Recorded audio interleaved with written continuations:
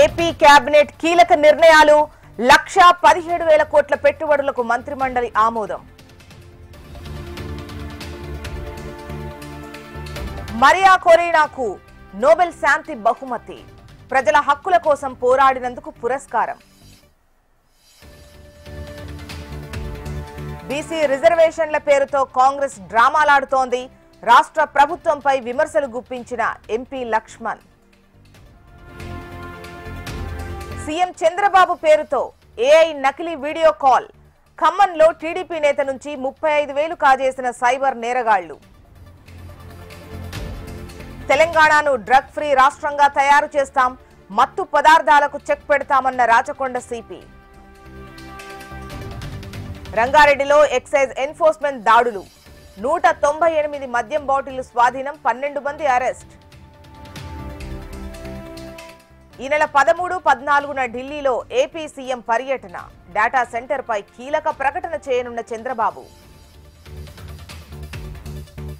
జూబ్లీహిల్స్ బైపోల్లో అందరూ కలిసి పనిచేస్తాం, కాంగ్రెస్ అభ్యర్థి విజయం తథ్యమన్న పొన్నం. జూబ్లీహిల్స్ బైపోల్ కోసం బీజేపీ అభ్యర్థుల వేట. 3 పేర్లతో నేడు ఢిల్లీకి తెలంగాణ బీజేపీ చీఫ్. నెల్లూరు జిల్లాను అభివృద్ధికి చిరునామాగా మారుస్తాం, దేశంలోనే ఏపీ నెంబర్ 1గా ఉంటుందన్న సీఎం చంద్రబాబు. తెలంగాణ బీసీకి తీరని అన్యాయం జరిగింది. ఈ నెల 14న బంద్కు పిలుపునిచ్చిన ఆర్ కృష్ణయ్య. పైడితల్లి అమ్మవారి జాతరలో ప్రభుత్వ నిర్లక్ష్యం, తనపై కుట్ర జరిగిందన్న బొత్స.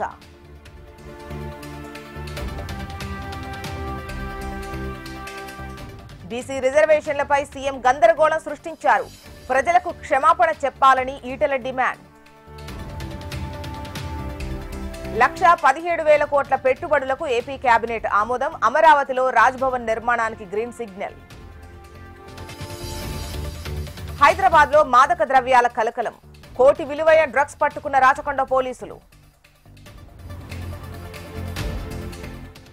ఛార్జీల తగ్గింపును ప్రచారం చేసుకోలేకపోయా. విద్యుత్ శాఖ పనితీరుపై చంద్రబాబు అసంతృప్తి.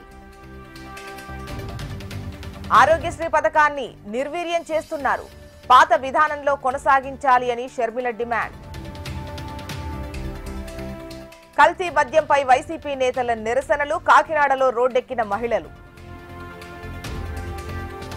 కాంగ్రెస్ బీఆర్ఎస్ లోపాయికారి ఒప్పందాన్ని తిప్పికొట్టాలి. గ్రేటర్ పరిధి నేతలకు రామచంద్రరావు దిశానిర్దేశం. తెలంగాణలో మావోయిస్టులకు మరో ఎదురుదెబ్బ. లొంగిపోయిన 3 కీలక నేతలు. తాలిబాన్ విదేశాంగ మంత్రితో జయశంకర్ కీలక భేటీ. ఉగ్రవాదం ఏరివేతకు కలిసి పనిచేద్దామన్న భారత విదేశాంగ మంత్రి. రైతుల కోసం నేడు 2 కీలక కార్యక్రమాలు. ధన్ ధాన్య యోజన ప్రారంభించనున్న మోడీ.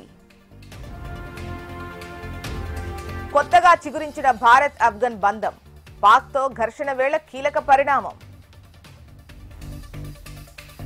ట్రంప్కు దక్కని నోబెల్ శాంతి. మరియా కొరీనా మటాడోకు పట్టం. సెకండ్ టెస్ట్లో టీమిండియా దూకుడు. ఆట ముగిసే సమయానికి భారత్ 318 పరుగులు.